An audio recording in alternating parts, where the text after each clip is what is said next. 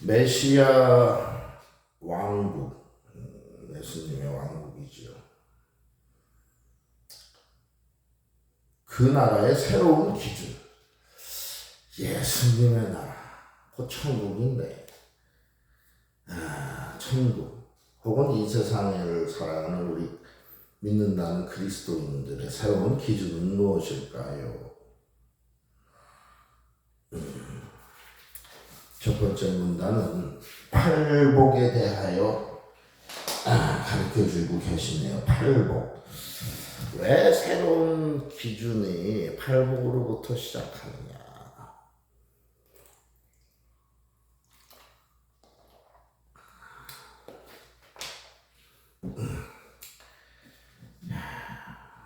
예수님의 나라에서는 복을 받는 기준점이 틀려진다.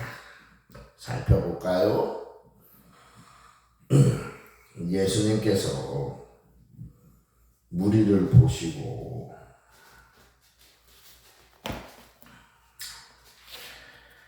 산에 올라가 앉으시니 제자들이 나온지라 입을 열어 가라사대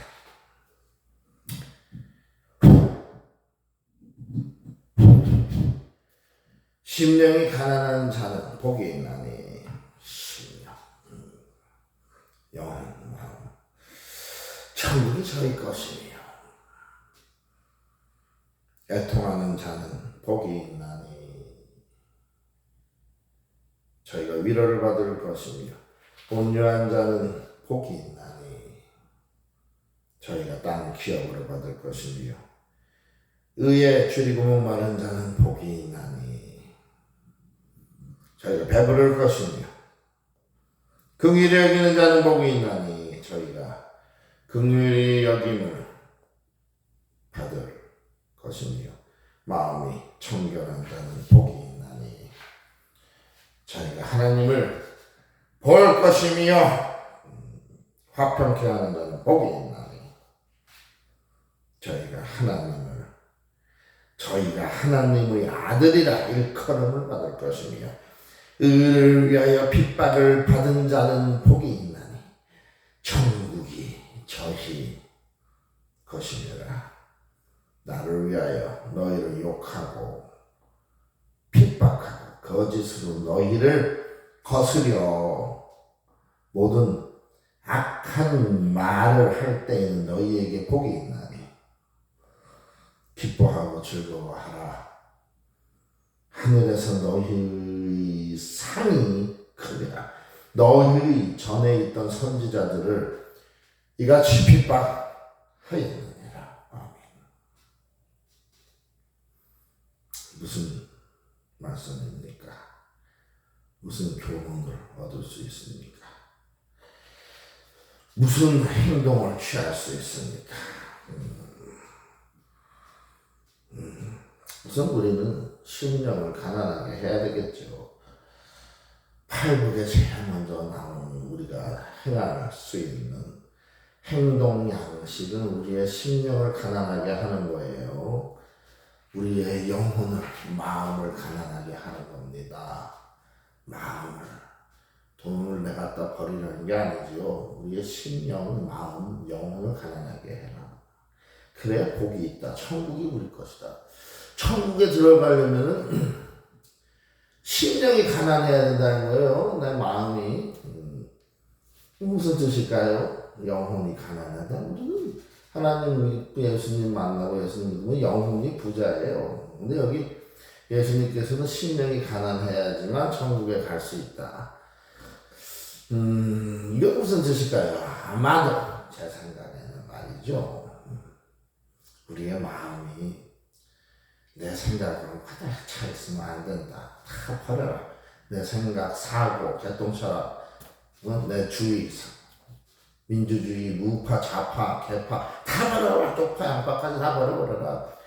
즉 우리의 마음을 텅텅 비워놓으라 이거예요. 텅텅 비워. 빈속으로. 그렇다고 아무 생각 없이 사는 그런 미친 사람 말고요. 무슨 말이냐. 내 속에 내 생각과 나의 교만으로 가득 차 있으면은 천국에 못 들어간다. 이겁니다. 네 마음을 가난하게 해라. 도무지 주장하지 마라. 좌파나 우파나 쪽파나 그냥 가만히 있으라. 뭐 속을 뭘로 채워야 돼요? 이 가난한 심령을 성령으로 채워야 되겠죠. 그러면 우리 마음이 가난해도 천국에 들어갈 수 있는 거예요. 내 마음은 가난해도 하나님의 성령으로 내 마음이 가득 차 있으면 천국으로 들어갈 수 있는 거예요. 그러나 하나님의 성령이 없고 내 마음이 온통 내 생각과 내 개통차로 가득 차서 내 마음이 너무 부자다. 내가 너무 잘났네. 머리에 너무 든 게 많어.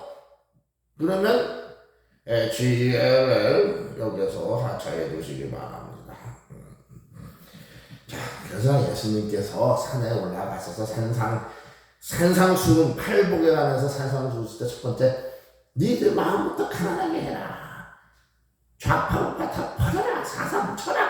니들 뭐 마음속에 가득 차있는 거 대모하는 거 뭐 니들이 주장하는 모든 생각 다 버려라. 다 노조 파업이고 뭐가 다 그냥 버려라. 우리들의 마음을 아주 뭐랄까 가난하게 아무것도 가진 게 없어. 마음속에 도무지 생각 주장하는 게 없어요. 그 상태가 바로 신령 가난한 상태라는 것이겠지요. 이건 제 생각이에요. 제 생각. 자, 우리 마음을 비우자 이겁니다. 겸손하게. 뭘 주장하면 안 돼요. 하나님 말씀 외에는 아무것도 주장하면 안 돼요. 좌파든 우파든 윤석열이든 이재명이든. 자, 그 다음에 애통하는 자는 복이 있다. 애통. 그냥 맨날 죽상을 치고 이러고 있자는 얘기가 아니죠.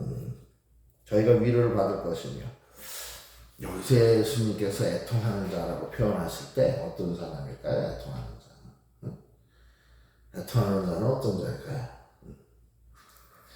바로 저같이 골프도 안 치고 당구도 안 치고 탁구도 안 치고 그냥 죽어라고 나는 이 세상에서 즐길 게 없네. 술도 끊었어. 이제 그나마 술꾼이 술도 끊었어. 이제 낙이 없네.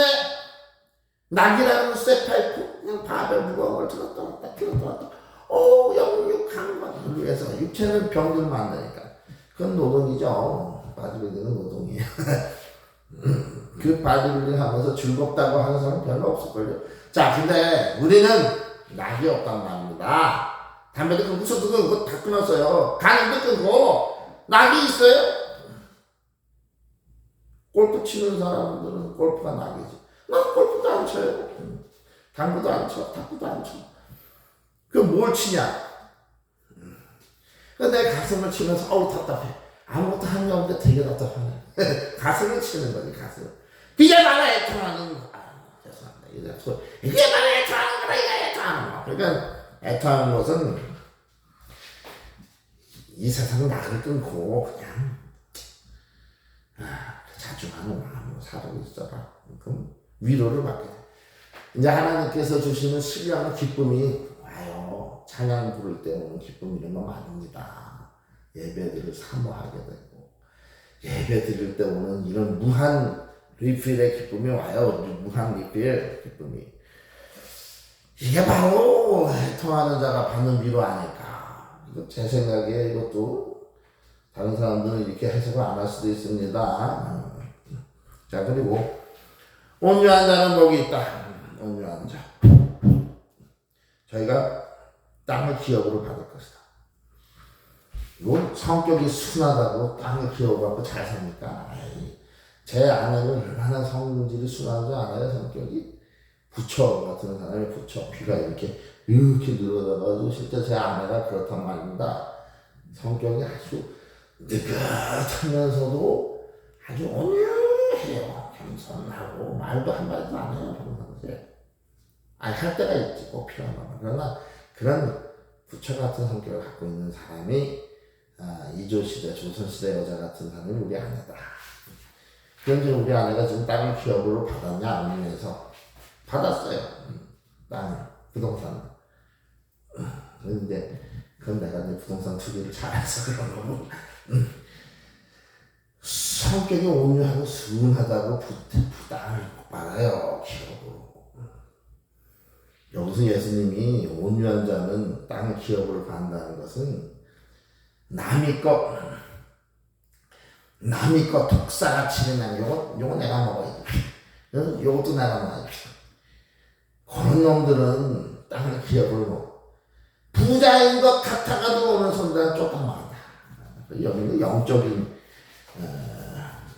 비유예요. 온유한 자는 복이 땅을 기업으로 받는다. 남을 해하지 않는 하나님 믿고 하는 자녀로 살면 땅을 기업으로 주신다는 거죠.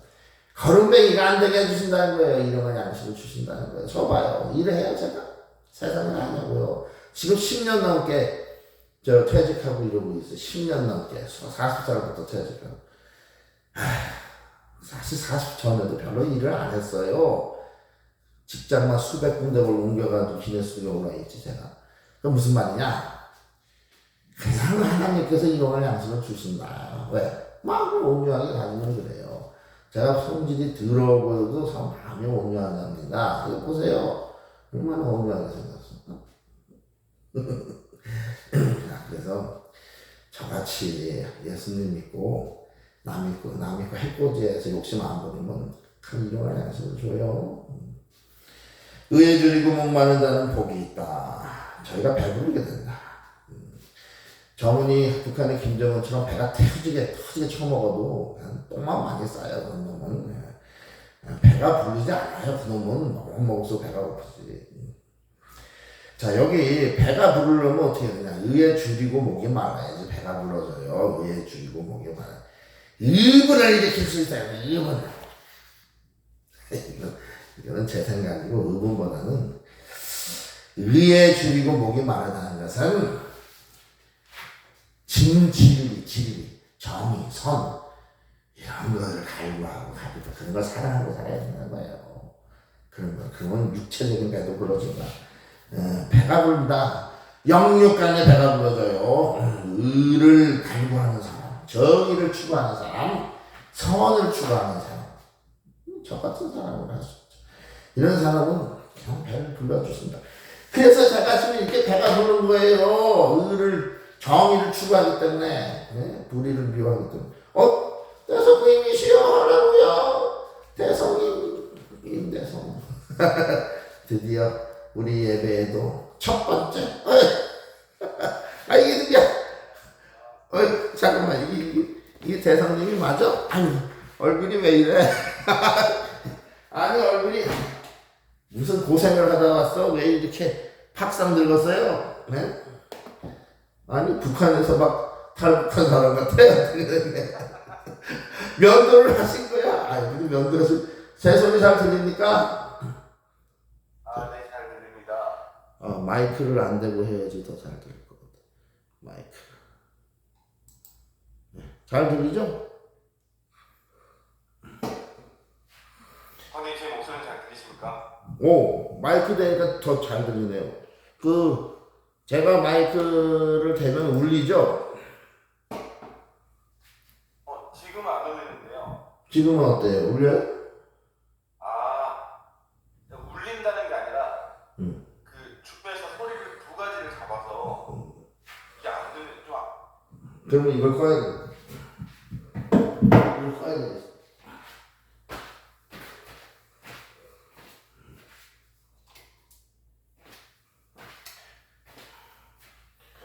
아유, 잘 들려요?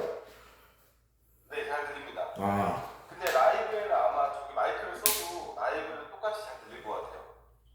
어차피 유튜브는 그냥 음을 다 송출하는 거니까요.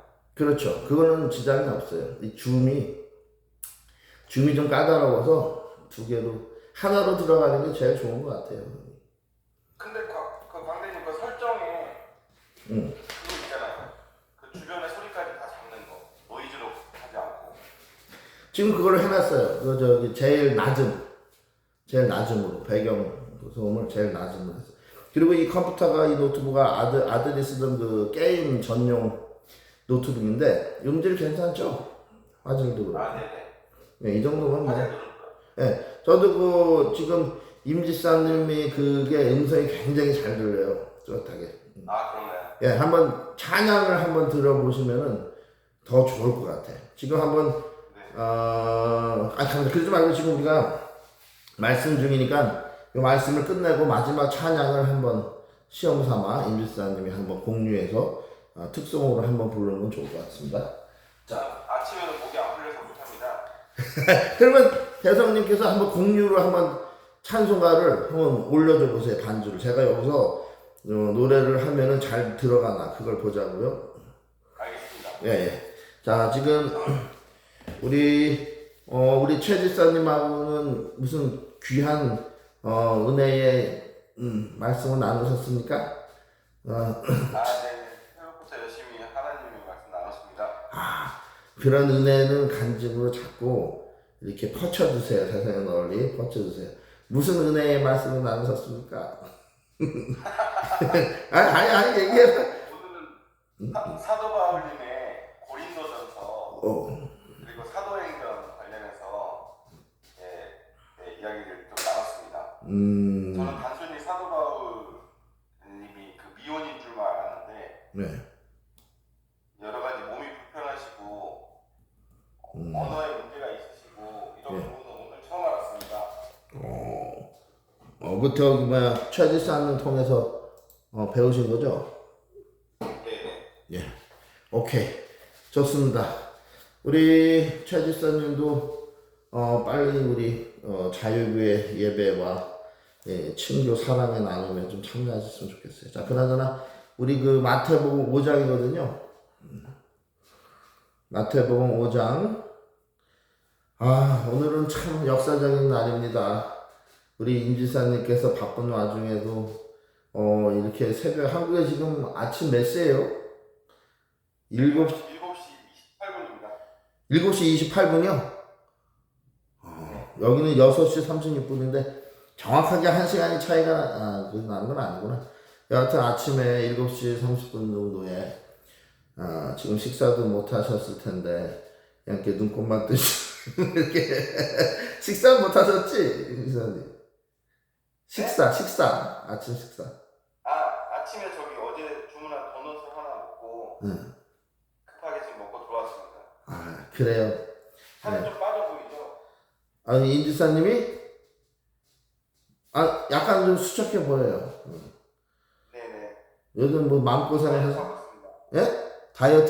다이어트 하고 있습니다. 네. 다행이네. 뭐 난 마음고생을 해가지고 살이 빠진 줄 알았더니 다이어트는 좋은 거지. 마음고생하지 마요. 뼈가 사고. 알겠습니다. 자, 그래요. 우리 그 마태복음 5장 펴주세요.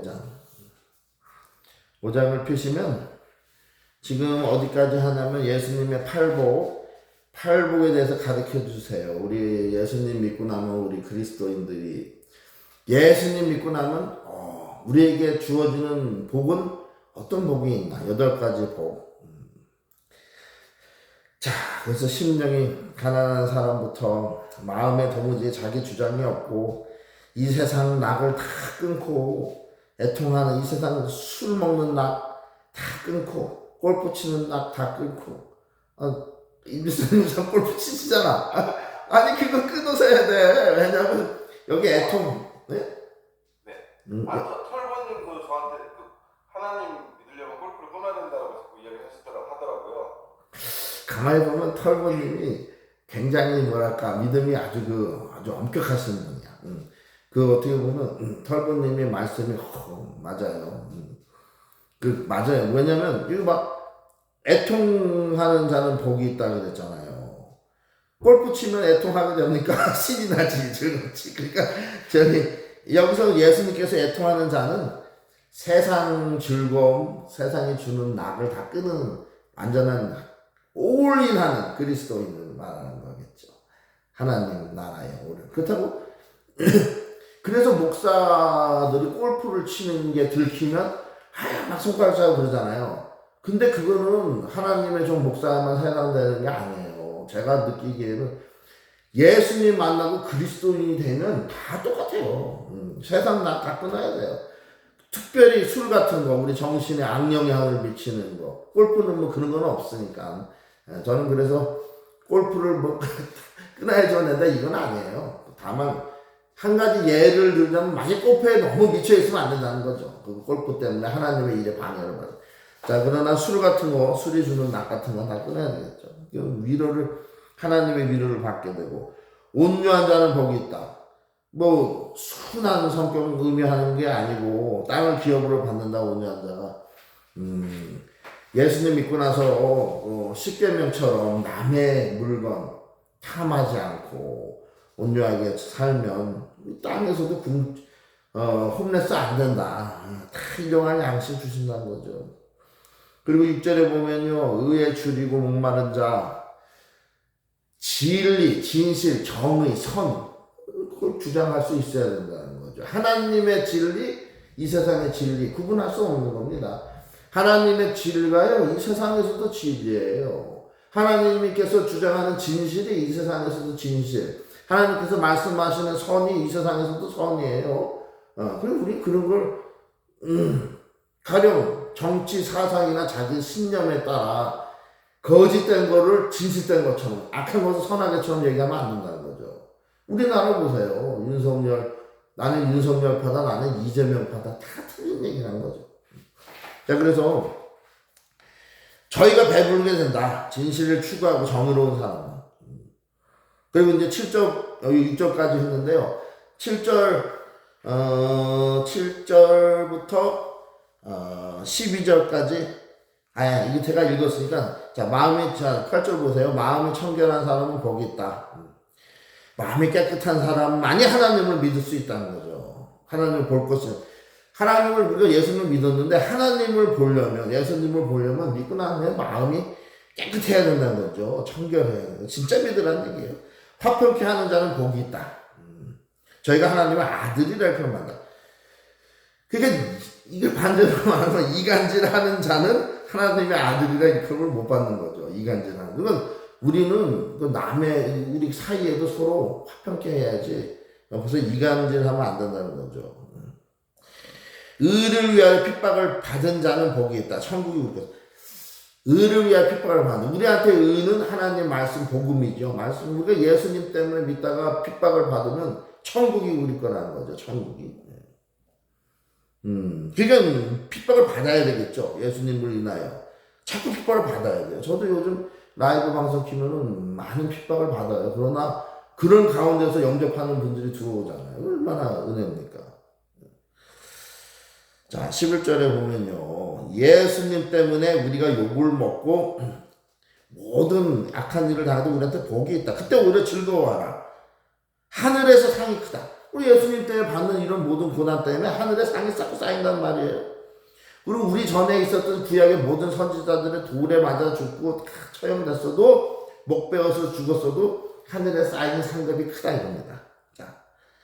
자, 그 다음에 그 문단이요. 소금과 등불의 비유인데요. 우리는 이 땅에서 우리 그리스도인은 소금과 등불 역할을 해야 되겠죠. 이 문단을 13절부터 16절까지 우리 임지사님이 낭독해 주시면 감사하겠습니다. 13절부터 16절까지. 너희가 여기 있는 이유를 말해주겠다. 너희는 소금을 쳐서 이 땅에 하나님 맛을 드러내라고 여기 있는 것이다. 너희가 짠맛을 잊으면 사람들이 어떻게 경건의 맛을 알겠느냐. 너희가 쓸모 없어지면 결국 쓰레기통이 버려질 것이다. 이렇게 말할 수도 있다. 너희는 빛이 되어 세상에 하나님의 빛깔을 드러내라고 여기 있는 것이다.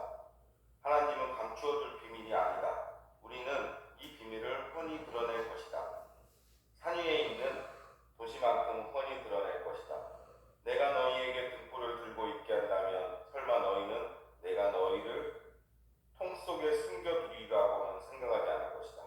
나는 너희를 단 위에 둘 것이다. 내가 너희를 언덕 위에 등불 넣는 단 위에 두었으니 주어라. 너희에게 오는 손님을 기쁘게 맞아들여라. 후하게 베풀며 살아라. 너희가 다른 사람들에게 마음을 열면 그들도 너희에게 자극을 받아 하늘에 계신 자비로우신 아버지께 마음을 열게 될 것이다. 아멘. 아멘. 그게 무슨 성경입니까? 그게 또 네? 그게 무슨 성경이에요? 아, 그 성경책이 지금 그 거실에 있어서 예.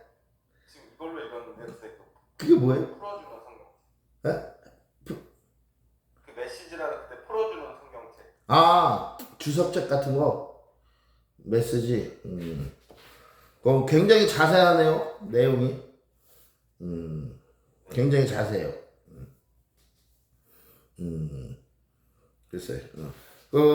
이 문단에서 그 임지사님 무슨 깨달으신 교훈이나 은혜, 또 간증 같은 거 있으세요? 우리가 이 땅에 소금과 등불의 이거 보면은 예수님께서는 우리가 세상의 소금이라고 말씀하시면서 짠맛을 잃으면 안 된다.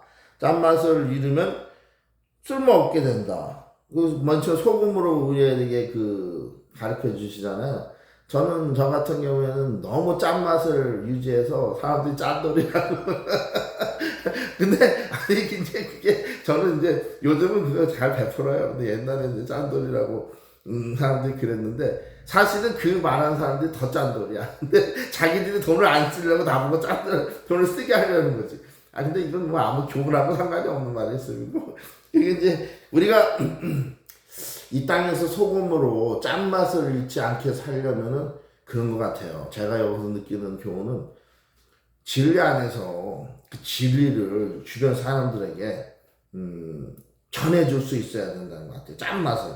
그러니까 내가 지금 인지사님하고 둘이서 예배를 드리는데 여기서 꼭 필요한 지금 인지사님에게 꼭 필요한 말씀을 전해줄 수 있어야 된다는 거죠. 소금같이 짠맛을 낼 수 있어야 되는 거지.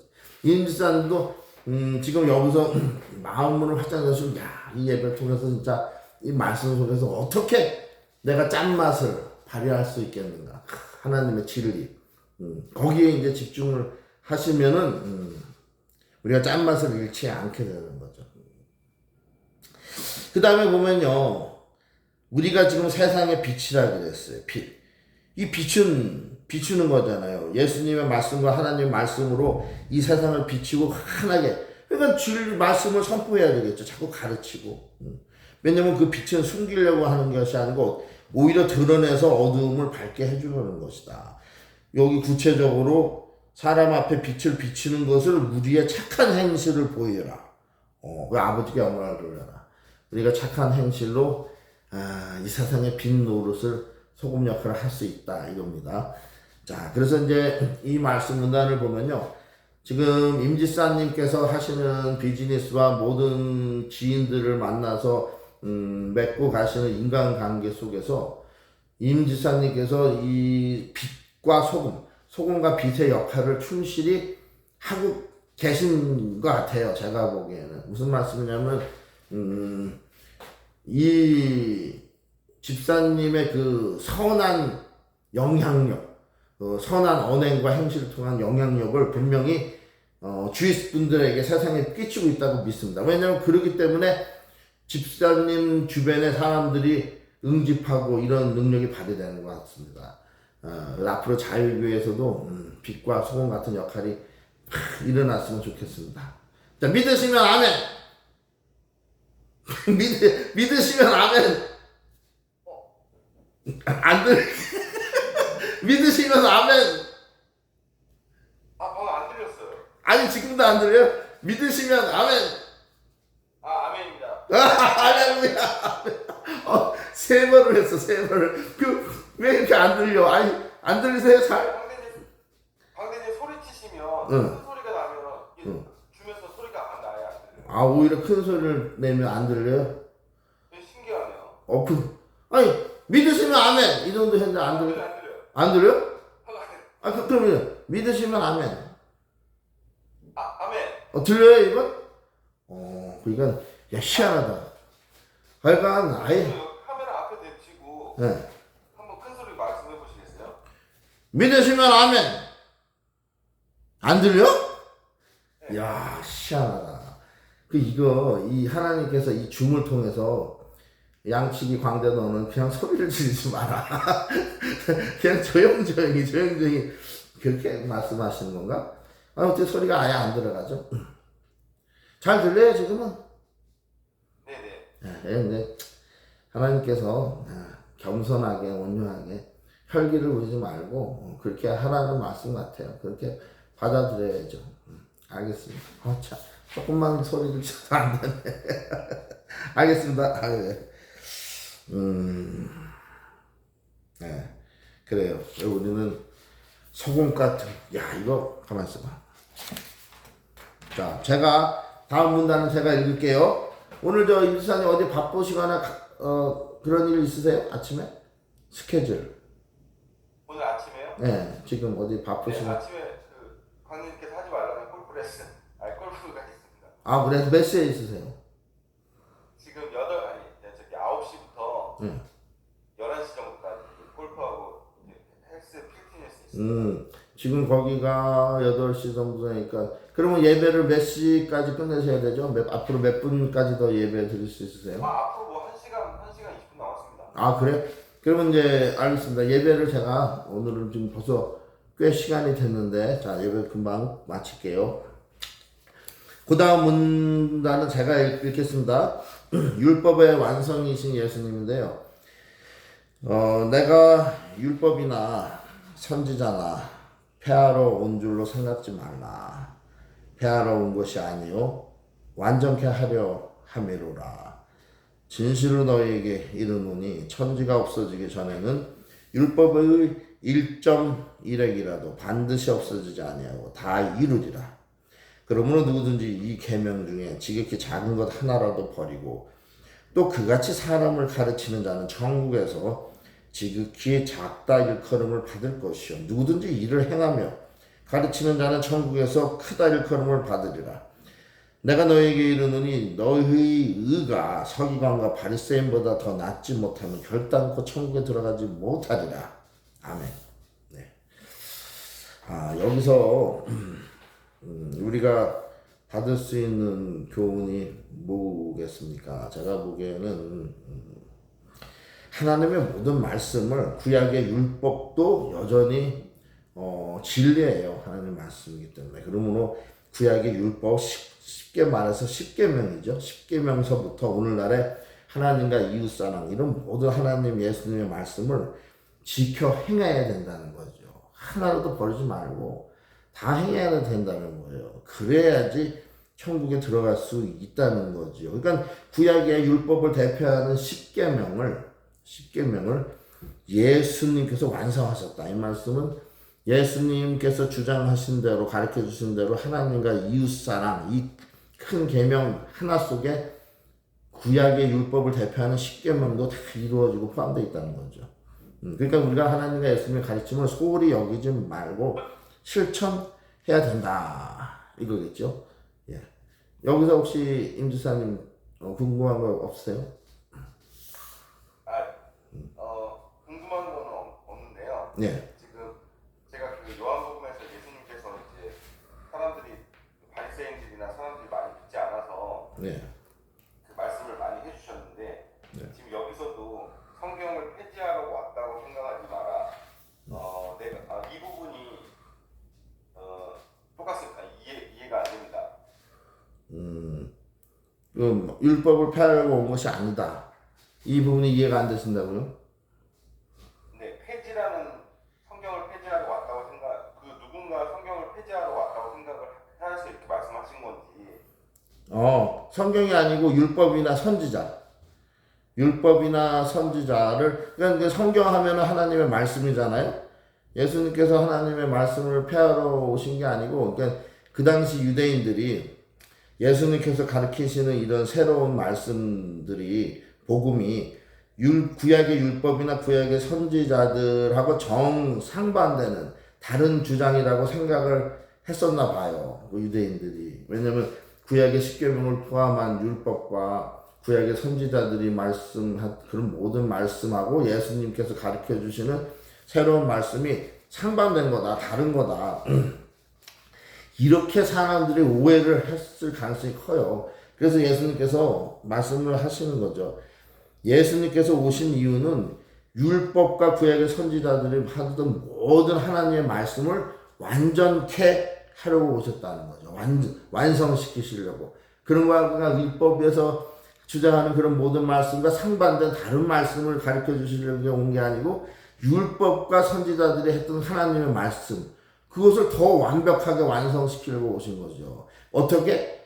짐승의 피가 아닌 예수님의 보혈의 제사와 완전한 제사와 또 하나님과 이웃사랑이라는 아주 짧지만 아주 강렬한 이 계명 속에서 10계명을 다 포함하는 거지요. 그러니까 이제 이 계명 하나만 마음속에 품고 있어도 그리고 예수님의 보혈을 믿으면 예수님의 그 구원을 예수님의 그 죽으심과 부활 승천 이런 것을 믿음으로 우리가 구원받을 수 있다.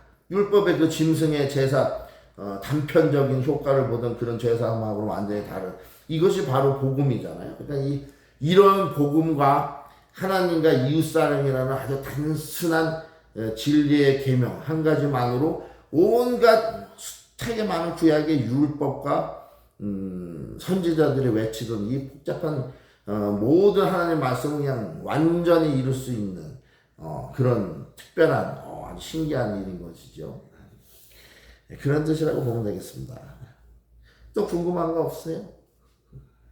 그러면 예수님께서 많은 증거를 보여주셨음에도 왜 바리새인들은 끝까지 믿지 못했을까요? 그 사람들 기득권 때문이죠. 그 사람들이 누리는 이득. 가장 첫 번째는 돈이라고 봐야 돼요. 왜냐면 오늘날도 마찬가지지만 요 종교 지도자들이 종교 활동 통해서 들어오는 돈이 있어요. 가령 제사를 지낼 때 재물들을 갖고 오면 제사장 아들들조차도 막 제사 지내기도 전에 막 그냥 고기 갖다가 먹고 빼먹고 오늘날은 말하면 한마디로 예물로 받지 헌금을 중간에서 오용하고 착취하는 거죠. 자, 이 당시에도 믿음이라는 미명하에 하나님께 드리는 모든 예물과 또 11조가 있었잖아요. 그 당시 레위 지파에게 드리는 11조 엄청난 돈이죠. 11지파에서 11조를 갖고 올 테니까 이런 모든 기득권 돈을 자기들이 탐욕으로 갈취하는데 예수님께서 가르치는 것은 양심을 찌르는 진리거든요. 그건 속일 수가 없는 거예요. 이 사람들은 본능적으로 깨닫는 거죠. 저 사람이 하는 말은 우리를 향한 것이다. 우리의 이 타락한 양심을 찌르는 말이다. 본능적으로 싫어할 수밖에 없어요. 예수님이 가르치면. 그리고 또 뭡니까? 하나님께만 드리는 영광을 중간에서 가로채는 거예요. 제사나 모든 종교 행사 같은 걸 통해서 가식적인 믿음으로 자기들은 믿음이 없으면서 군중들, 성도들이 드리는 하나님께 드리는 영광을 중간에서 교묘하게 가로채는 거죠. 지금 마치 천주교 교황 그런 식으로. 그러니까 이런 모든 타락된 행위를 예수님께서 바로 지적을 하심에 그들의 양심이 찔리고 회개하고 돌이키는 것이 아니고 오히려 절대 예수님께서 가르쳐 주셔도 받아들일 수 없는 거죠. 그들의 마음이 이미 돈과 교만, 명예욕 이런 걸 가득 물들어 있는 거죠.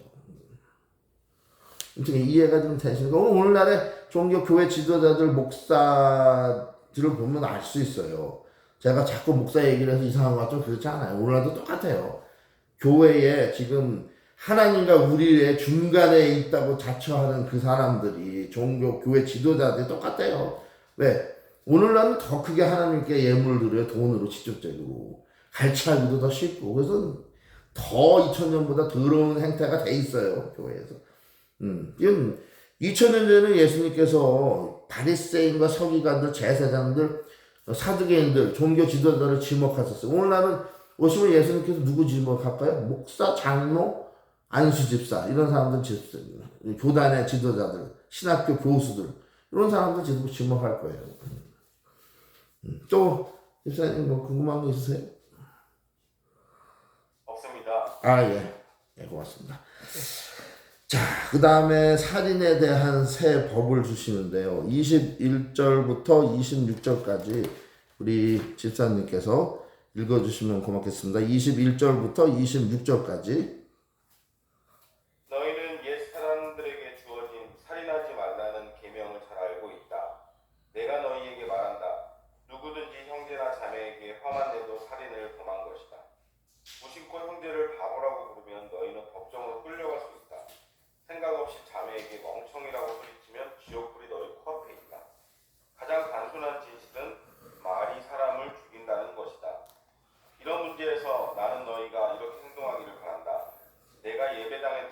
헌금을 드리려는데 갑자기 어떤 친구가 너에게 원한을 품고 있는 것이 생각나거든.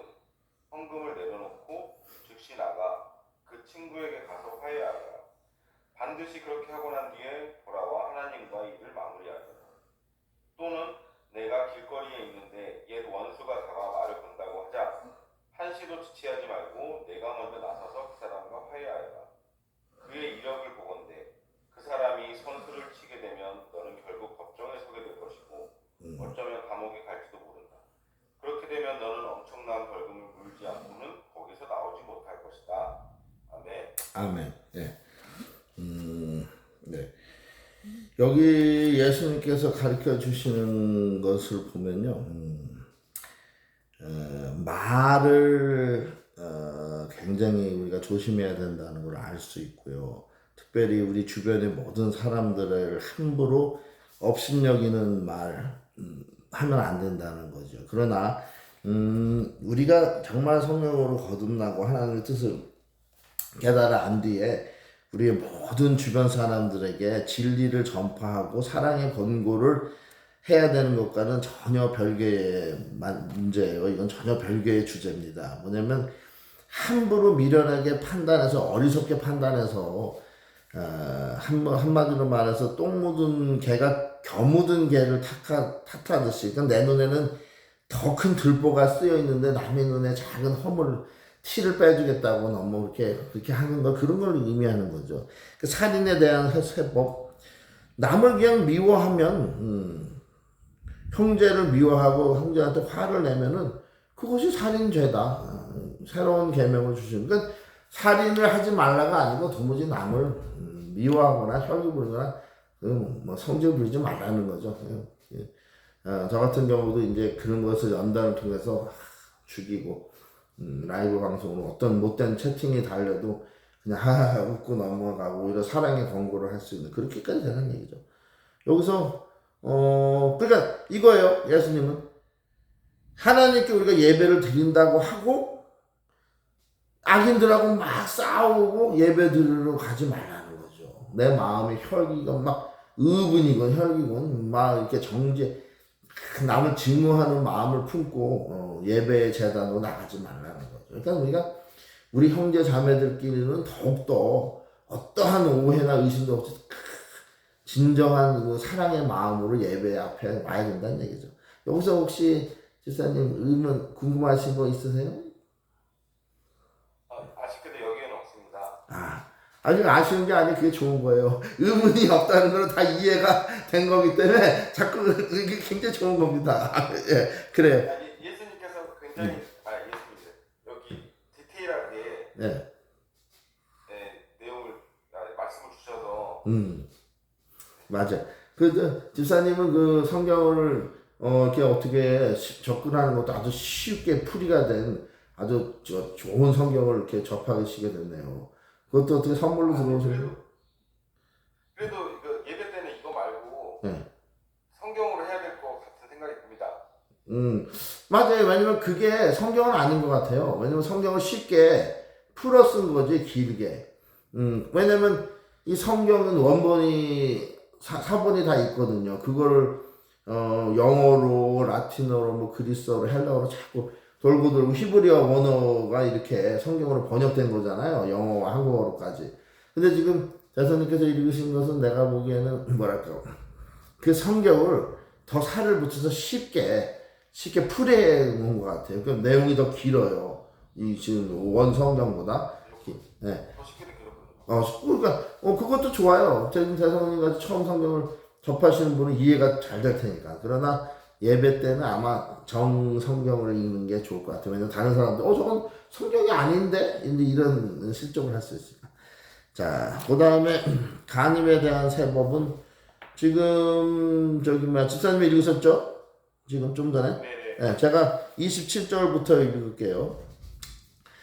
또 간음치 말라 하였다는 것을 너희가 들었으나 나는 너희에게 이르노니 여자를 보고 음욕을 품는 자마다 마음에 이미 간음하였느니라. 만일 너희 오른 눈이 너를 슬쩍게 하거든 빼어내버리라. 너희 백체 중 하나가 없어지고 온몸이 지옥에 던지우지 않는 것이 유익하며, 또한 만일 너희 오른손이 너를 슬쩍게 하거든 찍어내버리라. 너희 백체 중 하나가 없어지고 온몸이 지옥에 던지지 않는 것이 유익하니라. 아멘. 자, 예수님께서 가르쳐 주시는 건요, 아까 살인 미움에 관한 것도 그렇지만 도무지 마음으로도 죄를 짓지 말라는 거죠. 마음으로도. 마음으로도 음욕을 품지 말고, 그러니까 그런 생각조차 하지 말라는 거죠. 음란한 생각조차. 왜냐면 생각이 싹이 터서 행동으로 나오기 때문에 아예 싹을 잘라버려라. 생각조차 하지 말아라. 이런 말씀이죠. 그러니까 우리가 이런 죄를 통해서 여기 지금 찍어내버려라. 눈을 빼버리라. 왜냐면 너희 백체가 온몸이 지옥에. 그 무슨 말이냐면 이런 음란한 간음죄 때문에도 우리가 지옥에 갈 수 있다는 거예요. 그러니까 아예 이 음란 간음의 죄를 싹 마음속에서부터 그런 망령된 생각 자체를 품지 말라는 거죠. 그래서 그건 아까 살인죄 미워만 해도 살인죄라 지옥에 가고 음욕만 품어도 음탕한 생각만 해도 간음죄가 돼서 지옥에 가니까 아예 마음을 다스리라는 거죠. 마음을. 죄가 아예, 죄가 일어날 수가 없어요. 아예 마음부터 다스리기 때문에. 술도 마찬가지예요. 술을 먹을까 말까 하면 언젠가는 먹게 돼요. 근데 아예 술을 이건 내가 생각할 것도 못 된다. 이거는 절대 먹을 게 못 된다. 생각도 하지 말아야 되겠다. 술을 이길 수 있지만 마음속으로 벌써 갈등을 일으키면서 이걸 한번 먹어 말아 하면 분명히 먹게 된단 말입니다. 언젠가는. 그러니까 마음이 요동치고 흔들리면은 그 간음죄도 살인죄도 결국은 죄로 뛰어든다는 거죠. 그러니까 마음을 다스려야 된다는 거죠. 마음.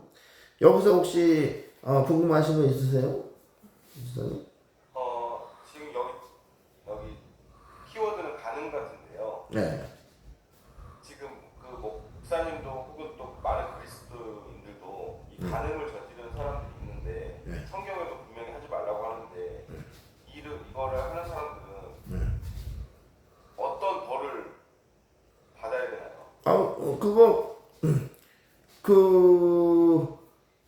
가리키는, 하나님의 말씀을 가리키는 입장에 있는 사람이 이런 죄를 저질렀으면 더 엄하게 벌을 물으시겠죠. 왜냐면 많이 맡겨놨는데 책임이 있는 사람이 오히려 자기 책임을 망각하고 이런 망령된 짓을 할 때는 하나님께서 더 엄하게 물으시겠죠. 그러나 모든 사람에게 기본적으로 하나님께서는 그 회개의 은혜를 주시잖아요. 암만 종교, 교회 지도자, 목사라고 해도 이런 죄를 지고 자기가 진정으로 회개하면 용서해 주신다는 거죠. 그러나 많은 목사들이 회개를 하기는커녕 은폐하고 계속 목회자의 자리에서 위치해서 가르친단 말이에요. 위선이죠. 그럼 어떻게 되겠어요? 그럼 지옥불에서 바베큐 맥반석 오징어가 되는 수밖에 없는 거죠. 그러니까 우리는 회개의 중요성이 여기 있습니다. 목사라고 해서 회개하는데 하나님 용서 안 해준다? 아니에요. 자, 내가 목사가 아니지만 제가 만약에 이런 매개체를 통해서 이런 미디어를 통해서 하나님 말씀을 설파했어요. 증거하고 가르쳤단 말입니다. 근데 내가 죄를 졌어요. 오히려 이렇게 주장하고 나서 간음이나 미워하는 죄. 그럼 내가 회개해야죠. 근데 내가 회개하지 않고 계속 가리키면서 뒤로는 계속 죄를 짓고 있다.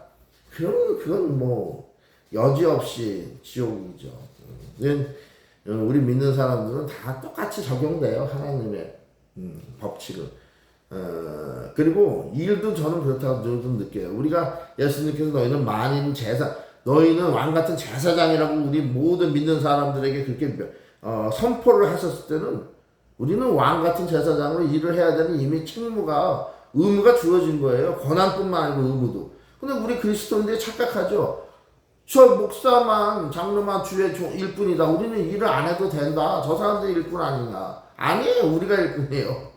그러니까 제가 그러잖아요. 항상 우리는 다 같이 가르치고 설파하고 말씀을 가르치고 증거하고 전하고 가르칠 의무와 책무와 권한까지 있다. 다.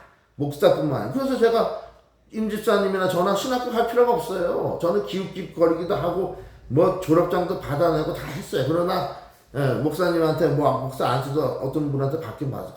그러나 중요한 것은 그런 게 아니라는 거죠. 그건 다 가식이라는 거죠.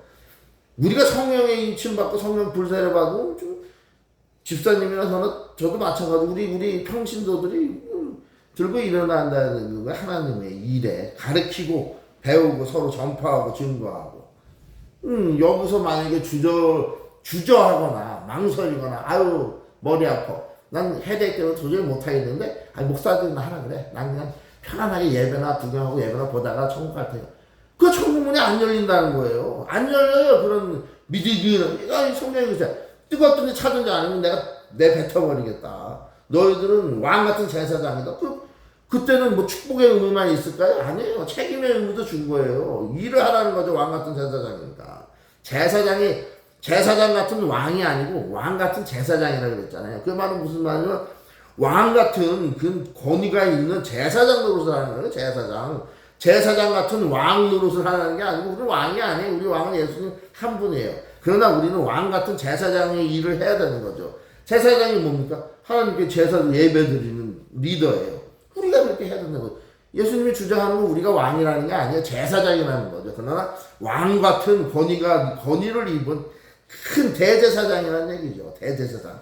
목사같이 사람 손에 안수받아서 나 목사인데 이거 아니란 말이에요. 예수님께서 왕 같은 제사장으로 우리한테 권위를 주시는 거예요.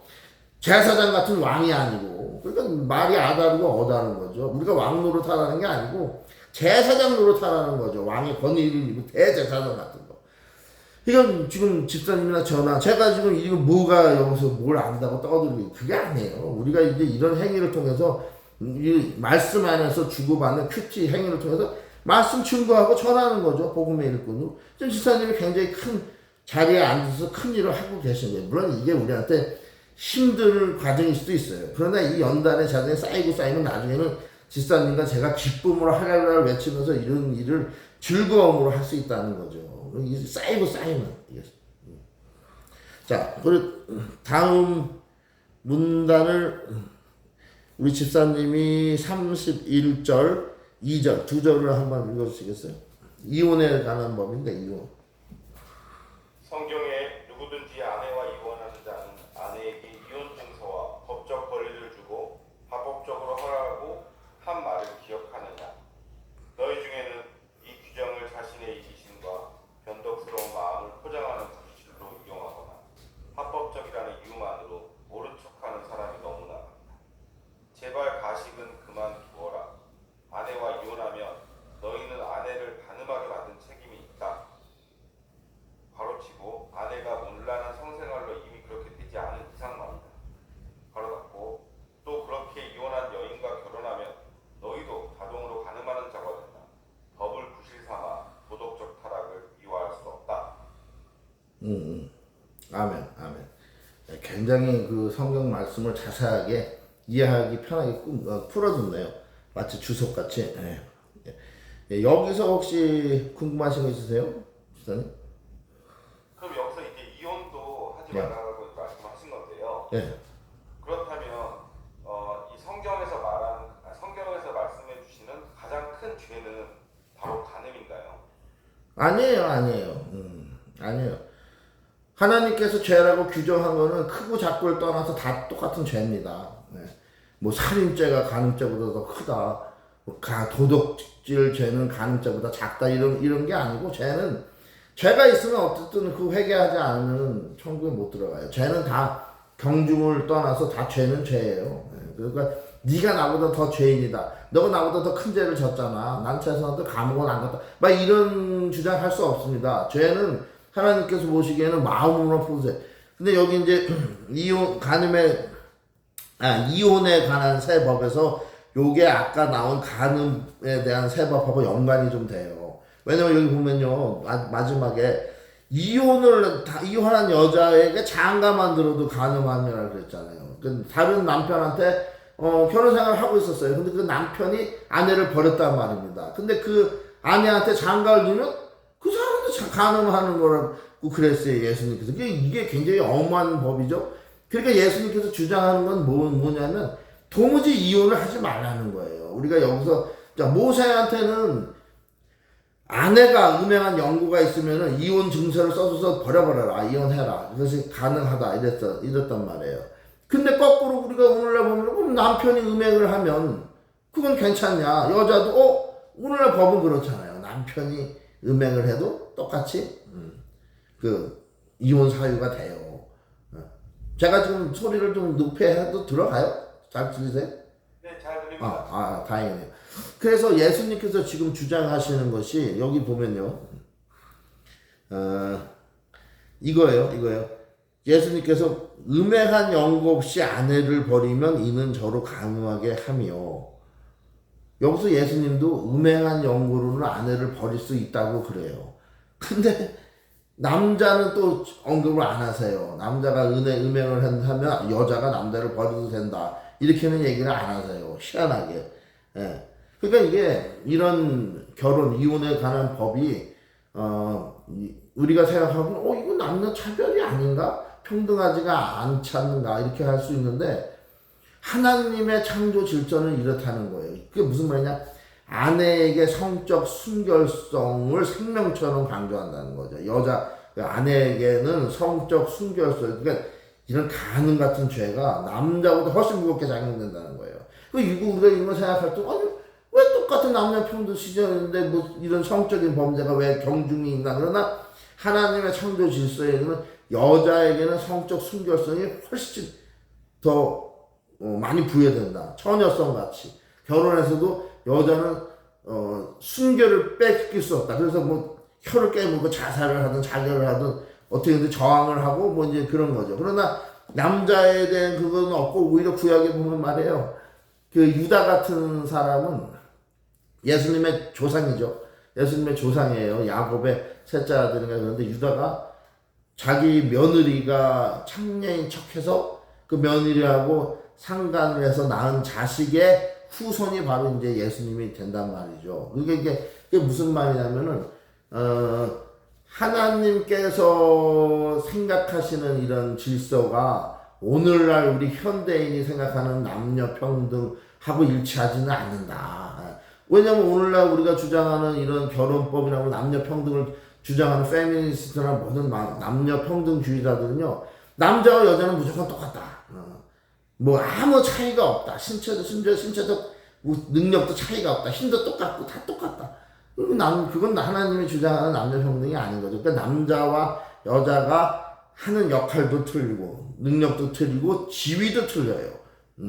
위치도 틀리고, 다 틀립니다. 하나님께서 분명한 뭔가를, 그렇다고 지금 이런 예수님의 이런 거와 제가 하는 이런 예수님의 주장에 근거를 하는 얘기가 뭐 여자는 뭐 미치고 남자는 위가 이런 게 아니야. 하나님의 창조 질서대로 우리는 그대로 순종하고 그 질서를 지키면서 살아야 된다는 거죠. 그래서 예수님께서도 여기 분명히 말씀하고 계세요. 아내가 음행을 하면, 간음을 저지르면 남편은 이혼할 수 있다. 그러나 그렇게 하지 않고 음행을 하지 않았는데 이혼을 했다. 그러면 간음이다. 그 여자한테 간음하게 하는 것이고, 자기 본인도 죄를 짓는 것이고, 그 버린 아내하고 장가드는 사람에게도 간음죄를 짓게 하는 것이다. 그럼 예수님께서는 결혼이 깨질 수 있는 딱 한 가지 여기 원인을 이렇게 말씀하시네요. 자기 아내가 음행한 연고가 없으면은 도무지 가정을 깨지 말라는 거잖아요. 좀 그거예요. 그러니까 거꾸로 여자가 우리 남편이 음행을 했네? 내가 그걸 발견했네? 야, 이건 이 가정을 깨야 되겠다. 이혼해야겠다. 그렇게는 할 수 없다는 거예요. 그러니까 이게 뭐냐? 그러니까 남편도 여기 예수님께서 말씀하시고, 여자가 음행을 한 연고는 이혼을 할 수 있어. 그렇다고 다 이혼하는 게 아니에요. 남편이 아내를 사랑해서 아내가 음행했네? 내가 용서해줘 하면 그냥 이혼이 안 되는 거예요. 용서해주면. 그러니까 아내가 만약에 남편이 음행한 걸 발견했어. 그럼 하나님이 지금 주장하는 건 뭡니까? 용서해주라는 거예요. 남편이 만약에 내가 잘못했다 빌면 용서해주라는 거예요. 그 남자도 그렇게 하면 좋겠죠. 그러나 예수님께서는 남자에게는 여자의 그 순결이 중요하기 때문에 그 간음을 했을 때는 그 악한 아내를 버려도 된다 이거예요. 그러니까 이제 우리가 이런 것을 무슨 남녀 성차별이 아니고 하나님의 창조 질서의 세계는 이렇다. 이런 거는 그냥 아시면 되겠죠. 여기서 또 궁금한 거 있으세요? 없습니다. 네. 그러니까 이제 아직 그 집사님께서도 싱글이신데 저는 집사님께서 이제 앞으로 혹시 결혼을 하실 일이 생기면 절대로 뭐랄까 이혼을 한 여성분하고는 절대로 저는 추천을 안 해줍니다. 왜냐면 여기 그러잖아요. 누구든지 버린 여자에게 장가드는 자도 간음함이니라. 분명히 예수님 말씀하잖아요. 음행한 연고 없이 아내를 버리면 이는 그 아내로 간음하게 함이요. 그 아내가 이혼당했으니까 다른 남자하고 결혼을 하면 간음한다는 거예요. 그 아내가 또. 그럼 이혼을 당했으면 그냥 혼자 살아야 되겠죠. 간음죄를 짓지 않으면 여자가. 근데 또 누구든지 버린 여자에게 장가드는 자도 간음함이니라. 이게 무서운 얘기죠. 이제 요즘은 뭐 저 싱글인 남성분이 뭐 초혼할 때 이혼녀들하고 막 이렇게 초혼을 하는 남자들이 많은데 예수님은 그거 하지 말라는 거예요. 초혼을 하려면은 처녀하고 결혼하라는 얘기죠. 예. 자, 다음 문단을 대선님께서 지금 누가 읽었죠? 제가 읽었나? 대선님 읽었나? 네, 광대님께서 읽으셨습니다. 네, 그러면 집사님께서 33절부터 37절까지. 그리고 마음에 없는 말은 아예 하지 마라. 이 권고는 우리 전통에 깊숙이 박혀 있다. 기도해 주겠다고 말하고는 기도하지 않거나 마음에도 없으면서 하나님이 함께 하시기를 빈다고 하며 경건한 말로 연방을 치면 상황이 더 악화될 뿐이다. 종교적 장식을 멋지게 단다고 해서 너희 말이 진실해지는 것은 아니다. 너희 말을 거룩하게 할수록 그 말의 진실성을 떨어진다. 그러면 그렇다 아니면 아니다라고만 하여라. 자기 뜻을 관철하려고 말을 조작하다가는 잘못된 길로 빠진다. 아멘. 예. 아멘. 그러니까 쉽게 말하자면 예배 시간에 대표 기도를 시켰더니 원고를 쫙 써갖고 와서 뭐가 어쩌고 저쩌고 거룩한 척 하지 말라는 거죠. 말을 많이 한다고 해서 거룩해지는 것도 아니고 오히려 말을 많이 하면 가식적으로 꾸미는 말이 돼서 좋지 않다 이거예요. 그래서 우리가 지금 명목적으로 성경을 읽고 큐티라고 은혜를 나눈다. 우리 삶의 교훈을 얻고 삶에 적용한다. 그러면 우리는 말 그대로 순수하게 말씀을 읽고 할 말만 딱 하고 탁탁 넘어가면 돼요. 여기서 가식적으로 뭐 믿음에 좋은 척 하려고 요거는 또 이럴 필요도 없고 우리 마음에서 우러나는 대로 솔직하게 인간적으로 완전히 뭐 제가 난 이거만 입고 하듯이 다리가 좀 아파서 그렇지 집사님 아주 편하게 앉아서 잘하시네. 자, 그러니까 우리가 솔직하게 그냥 예배를 하면 된다 이겁니다.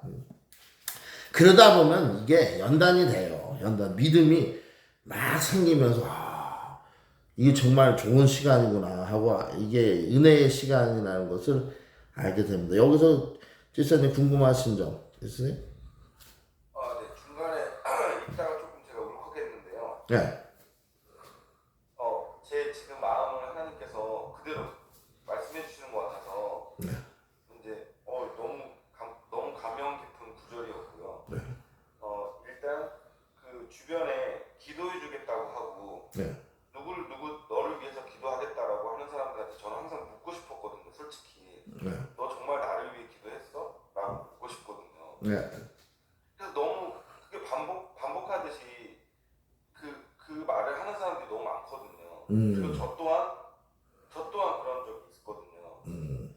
근데 저는 그때 기도를 하겠다라고 하고 무언의 약속을 하고 기도를 하지 않았었거든요. 그리고 이제 뒷페이지 보면 제가 이제 저도 예배를 하면서 이제 여러 가지 스크립트도 준비하고 하면서 네.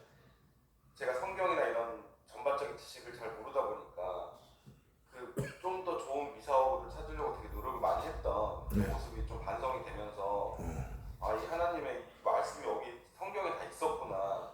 근데 이거를 제가 보지 못했으니까 그런 바보 같은 짓을 하지 않았나 생각이 좀 듭니다.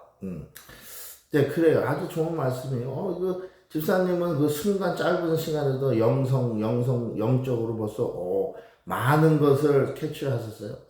이건 굉장히 아주 고무적입니다. 왜냐면 항상 우리가 영적인 사람이 되려면 이런 모든 예수님의 교훈을 이게 사실 다 영적인 교훈이거든요. 나한테 뒷각지가 대입해서 나를 이렇게 비추어 봐서 나부터 회개할 거를 찾아내는 사람이 영적인 사람이죠. 영성이 높은 사람이에요. 이게 다 영적인 얘기 같지만 사실 이게 그대로 영에서부터 육과 물질이 지배되는 거기 때문에 우리 육적 생각과 물질 생각 모든 걸 다 지배하는 근본 원리거든요. 그래서 여기 지금 맹세에 대한 세법, 말로 뭐 거창하게 가령 내가 너 기도해 준다. 나한테는 기도의 능력이 있다. 이렇게 주장해도 안 돼요. 쓸데없는 맹세하는 거예요. 하나님 앞에서 한마디로 말해서. 그러니까 제가 볼 때 그런 사람들 있죠. 그 유명한 목사님이 능력 있다는 소리 들어서 저 사람한테 저 손에 안수 좀 받아야 되겠다. 막 가서 머리 들미는 사람들 많아요. 그렇게 할 필요 없다는 거예요. 지금 우리 성령께서 우리와 직접 함께 하시고 우리 안에 하나님께서 성령으로 내주까지 하신다는데 무슨 사람의 손 앞에 머리 들면 안수해달라고. 저도 같은 경우도 그래요. 누가 만약에 저한테 와서 아유 그런 사람도 없겠지만 저한테 안수해 주십시오. 좋은 말씀 가르쳐 주십시오. 그럼 제가 아니 무슨 성경 말씀이 다 써져 있고 제가 무슨 안수를 해요. 이미 그건 뭐랄까 사람의 말이 오히려 설교가 그러니까 왜 오늘날 교회의 설교가 인위적이고 가식적으로 맹세에 대한 헛맹세처럼 이렇게 돼버렸냐. 바로 이 말씀 하나님의 말씀만 붙잡고 매달리지 않기 때문에 그래요. 지금 우리는 말씀만 붙잡고 매달리잖아요. 거기서 가장 엑기스만 뽑아서 빨리 요거 오장이 오늘 되게 기네. 오장이. 왜냐면 지금 집사님이 오셨으니까 지금 집사님 스케줄도 있기 때문에 그래서 저가 이렇게 하는 거지만 그러나 말씀만을 붙잡고 있잖아요. 거기서 엑기스를 빼려고. 그러니까 여기는 헛된 인간의 그 주저버리는 헛된 말이나 헛된 맹세 같은 거 가식적인 거룩 이런 거 들어갈 수 없어요. 그러니까 우리가 이런 시간을 통해서 정말 예배를 통해서 말씀으로 거듭나시는 그 중요한 시간인 것이죠. 그래서 맹세에 대한 세법은 우리들의 가식적인 말 같은 걸 조심하라는 것 같아요. 허례적인 그런 예시, 가식적인 그 예배 이런 거죠. 그런 거 조심하라. 오늘날 성창식도 마찬가지예요. 성창식 한 달에 한 번 맨날 포도제 돌리고 그 헛된 허례허식일 수 있어요. 정말 사랑의 예수님의 사랑의 살과 피를 나누는 신교의 떡은 안 되잖아요. 그게 사실 성찬식의 예비. 우리 교회는 그렇게 실천하는 교회가 돼야 된다는 거죠. 자, 다음 주 그것도 집사님께서 전부 다 읽어주셨으면 해요. 제가 말을 많이 하니까 목이 아파서 38절부터 42절까지. 다시 생각해봐야 할 옛말이 있다. 눈에는 눈, 이에는 이라는 말이다. 그렇게 해서 문제가 해결되겠느냐? 내가 하고 싶은 말은 이것이다. 절대로 대받아치지 마라. 누가 너를 치거든 그 자리에 서서 맞아라. 누가 너를 법정으로 끌고 가서 내 셔츠를 달라고 소송하거든 내 가장 좋은 외투까지 잘 포장해 선물로 주거라. 그리고 누가 너를 억울하게 이용하거든 종의 삶을 연습하는 기회로 삼아라. 똑같이 갚아주는 것은 이제 그만해라. 너그럽게 살아라. 아멘. 그 책이 참 희한하네요. 그 책이 희한한 게 그 성경의 원문은 빼고 오히려 다른 말로 대체해놨어요. 그 책이. 그러니까 이제 안 좋은 거 아닌가요? 안 좋은 거죠. 왜냐면 지금 성경 말씀도 우리가 그대로 읽어도 이해할 수 있는 쉬운 말씀인데 그걸 싹 뺀 거예요. 제가 보니까 지금 그 말을 들어도 이건 누가 그 말을 들었을 때 이거 성경 말씀이네 이런 생각을 못할 정도로 완전히 문장을 다 바꿔놨어요. 그러니까 이제 그거는 주석도 아니고 왜냐면 주석은 원문을 먼저 읽어주고 그 다음에 해설을 깔아주는 게 주석의 의미잖아요. 근데 지금 그 책은 아예 원문 자체를 바꿔버렸어요. 다 다른 문장으로 다른 단어로 완전히 다 오리를 가면 심리를 가져라 이렇게 해줘야 되는데 뭐 다른 문장으로 대체해버린 거예요. 원래 주장하는 뜻은 같을지 모르지만 교묘하게 하나님의 말씀을 싹 빼고 다른 새로운 문장으로 대체한 거죠. 그 하나님께서는 그러니까 그건 성경으로 인정 안 하시겠죠. 그건 어디서 나섰어요, 근데? 이게 그때 선물 받은 겁니다. 그 요즘은 이제 그런 책들이 대세일 수 있어요. 그게 뭐냐면요, 천주교도 다른 성경 써요. 여호와의 증인도 다른 성경 씁니다. 똑같지 않아요, 성경이 다. 그 이단들은 성경을 바꿔요. 문장 자체를 다 비슷한 것 같은데 다르단 말이에요. 지금 그 책도 굉장히 조심해야 되는 책. 왜냐면 현대인의 그 교회와 예배와 사상과 성경에 관한 관점이 대하는 태도가 이거 다 똑같이 좋은 말 아니야. 이걸 쉽게 풀어 쓴 건데 다르게 이건 똑같은 내용이야. 이건 우리한테 주시는 하나님 말씀이라고. 아니에요. 하나님의 히브리 원어로 저 사본이 있어요. 성경 원본은 다 이렇게 없어졌다고 사본이 있습니다. 무슨 히브리어 사본들이 있어요. 그 사본을 그대로 번역한 것이 오늘날 성경이에요. 근데 지금 보니까 문장이 다 틀려. 그러니까 이제 그 책은요, 거의 안 보셔도 될 것 같습니다. 왜냐면 그런 주류의 책들이 하나님의 직접적인 메시지를 싹 연막 쳐버리는 사탄의 그 기류예요. 왜냐면 지금 현대는요, 이런 현상이 너무 많아요. 하나님과 우리 믿는 성도들을 차단해버리는 연막 작전 치는 사단의 그 관계가 너무 많아요. 이제는 성경도 파고들었잖아요. 찬송도 막 이상하게 막 바꿔놓고 별짓 다 합니다. 기도문도 막 만들어 놓고 요렇게만 기도하라는 둥 별 예배를 인위적으로 조작하죠. 우리가 그런 사탄의 관계를 잘 알아야 돼요. 자, 그러면 지금 지금 읽으셨지만 그게 성경은 아니기 때문에 그래도 거기서 궁금하신 점 있으세요? 성경은 아니에요. 지금 지사님이 읽은 건 성경이 분명히 아닌 거는 알겠네. 어쩐지 내가 아까부터 자꾸 읽으시는데 이게 성경이 맞나? 이게 앞만 봐도 없어 그런 말이. 자기들이 만들어냈어 성경 말씀. 그렇다고 그걸 주석처럼 이건 주석책입니다 하고 성경을 원문을 소개시켜주고 쉽게 풀어주면 돼. 근데 제일 중요한 알맹이 원문을 싹 뺐어요. 그리고 거기다가 다른 말만 집어넣어놨어. 원문은 볼 수 없게 해놨잖아요. 이건 벌써 사탄의 관계죠. 지금 보복에 대한 지금 제가 이거요. 쉽게 말하자면은 악인이 우리에게 무슨 악을 행했다고 해서 그대로 대적하지 말고 일단은 하나님께 맡기고 그 악인한테 대들거나 그러지 말고 피하고 똥이 그러니까 더러워서 피하니까 무서워서 피하는 게 아니라 피하고 그 다음에 하나님께 맡겨라. 그러면 하나님께서 그 악인을 심판하시고 벌 줄 사람은 다 저는 그런 경험을 많이 했어요. 이제 요즘은 혈기 부리고 대적하지는 않습니다. 이 부분에서 오히려 이렇게 악인들에게 은혜를 베풀어 주라는 거죠.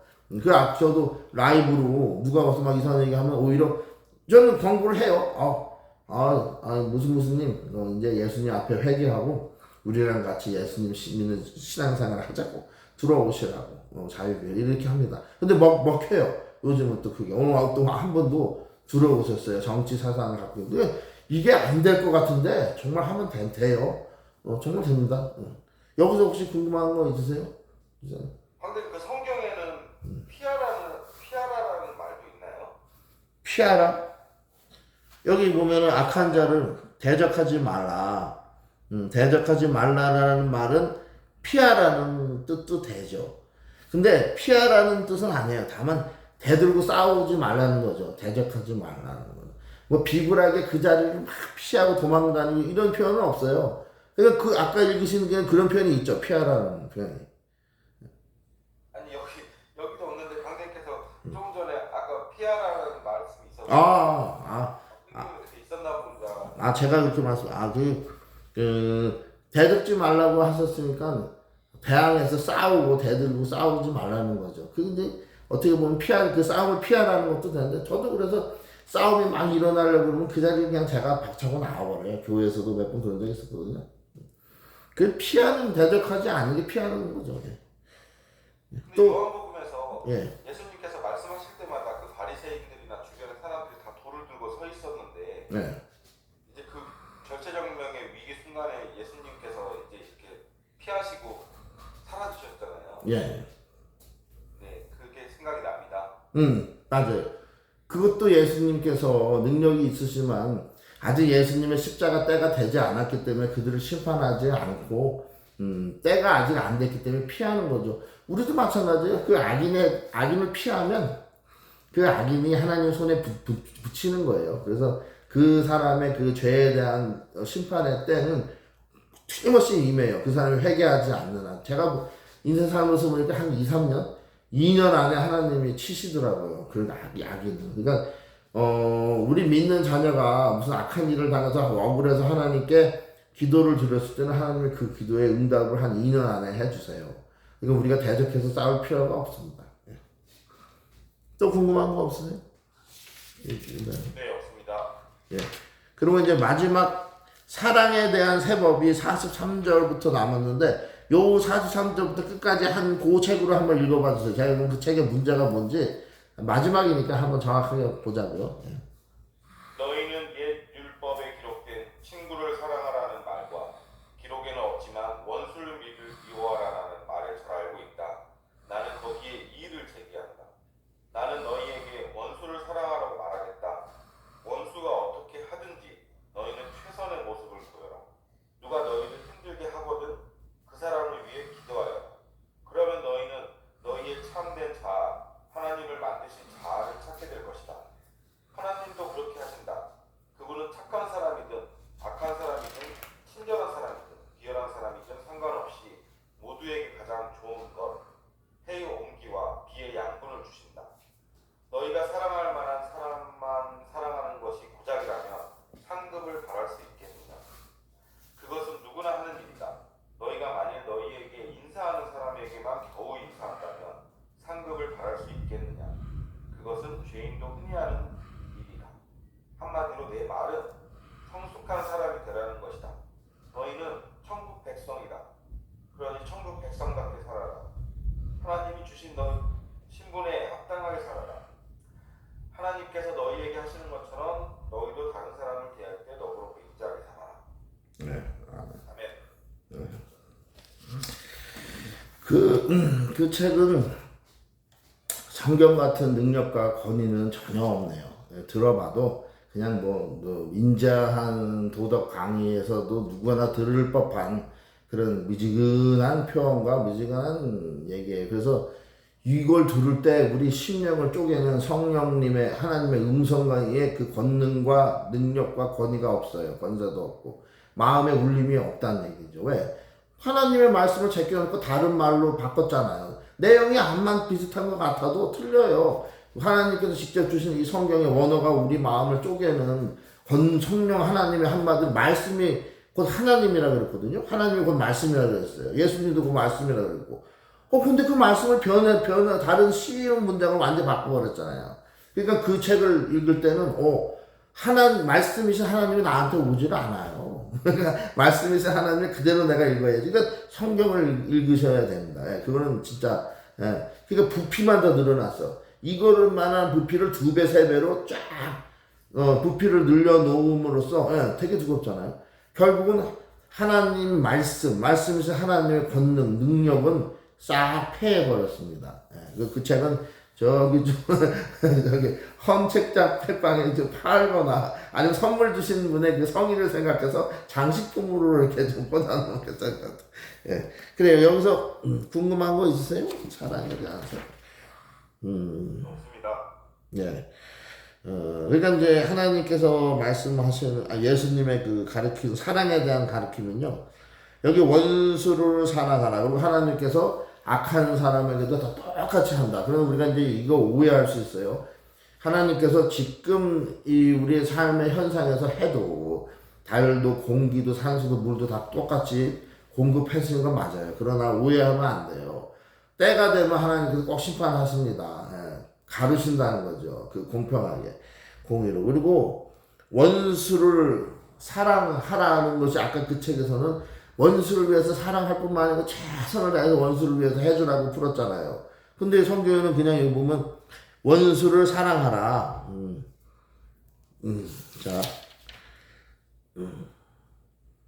자, 원수를 사랑하고 너희를 핍박하는 자를 위해 기도하라. 이렇게 표현하셨거든요. 이건 말 그대로 원수를 사랑하고 그 원수가 날 핍박할 때 그 사람을 위해서 기도해 주라는 그런 말씀이거든요. 그냥 왜 그렇게 하냐? 그렇게 할 때 하나님께서 너의 그 원수를 갚아준다는 거예요. 그 결국은 뭡니까? 아니, 원수를 사랑하고 원수의 핍박하는 자를 위해서 기도해 주라는 게 정말 그 사람의 악을 덮어주고 사랑하라는 얘기 아니죠. 저 사람이 나한테 해코지하고 악하게 했는데 어떻게 그 사람 사랑을 할 수가 있습니까? 어떤 사람들은 그래요. 사람을 미워하면 안 되지. 죄를 미워해야지. 그럼 하나님은 그 죄를 짓게 하는 사단 마귀만 지옥에 가두시면 되는데 왜 그 죄를 지은 사람까지 지옥에 보내시죠? 그러니까 그건 뭐 예수님께서 여기 원수를 사랑하는 말과 너희 핍박자 하는 자들을 기도해 주라는 거는 하나님께 맡기라는 거예요. 용서하고 사랑해 주는 마음으로 미워하지 마라. 그러면 화병만 생기니까 너 자신을 위해서 사랑의 감정을 품어라. 용서해 주고 그 대신 뭐라고 그러는 하나님께 맡기라는 거잖아요. 원수가 아프면 하나님께 있다는 거죠. 그 원수를 사랑하라고 할 때는 우리를 위해서 주시는 거예요. 너는 사랑을 용서하고 사랑해라. 그래야지 너가 마음이 평안하다. 그러나 원수가 없는 것이 하나님께 있다. 그리고 너 핍박자를 위해 기도해라. 핍박자를 위해서. 그러면 그 핍박자의 정수리 머리 위에 하나님이 숯불을 놓아주신다 그랬어요. 그럼 결국 우리에게 악하게 하는 악한 자를 정말로 사랑하고 그들을 위해서 축복을 기도해 주는 걸까요? 아니에요. 하나님은 바보가 아니십니다. 뭘 가르쳐 주는 거예요? 자녀된 선한 우리를 위해서 주시는 말씀이에요. 우리가 악한 사람들 우리가 악하게 하고 핍박할 때 그들을 용서하고 사랑해주고 그들을 위해서 기도를 해주면 우리 마음은 금세 평안이 옵니다. 피스가 평안이 와요. 기쁨이 넘치고요. 실제로 그들을 미워하는 그 증오심이 사라져요. 그러나 우리가 그렇게 하고 그들을 위해서 기도해주고 사랑해줄 때 그 기도를 들으신 하나님께서는 그 원수들의 머리 위에 숯불을 놓는다는 거죠. 숯불을. 더 나아가서 지옥, 형벌까지 준비해 놓고 있어요.